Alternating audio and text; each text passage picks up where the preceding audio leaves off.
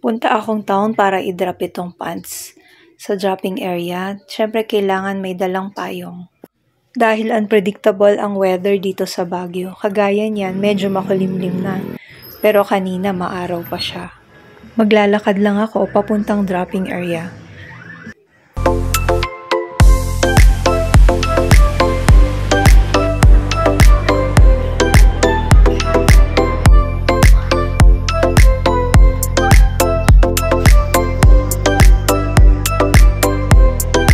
Yung dropping area ko, dito lang yun sa Mabini Shopping Center.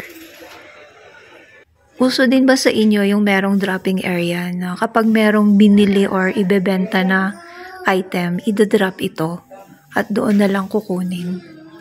Dito sa Baguio, madaming dropping area.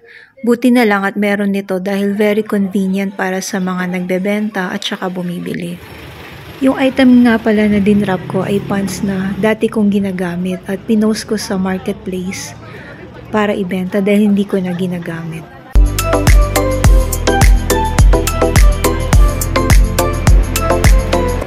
Pauwi ay maglalakad din lang ako pero dadaan muna ako ng market.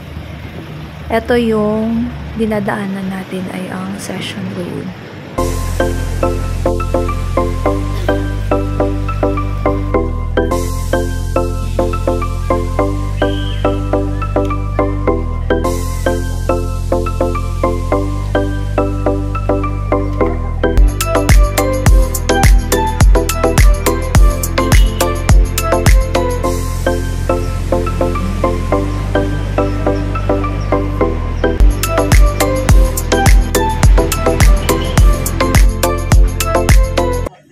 Andito na tayo sa Baguio Public Market.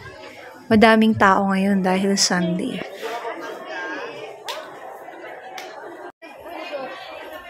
Bibili muna ako ng mangga. Ito yung sikat na bilihan ng kape dito sa Baguio. Bumili din ako ng patatas. Ito sa Kape Umali ako bumibili ng kape.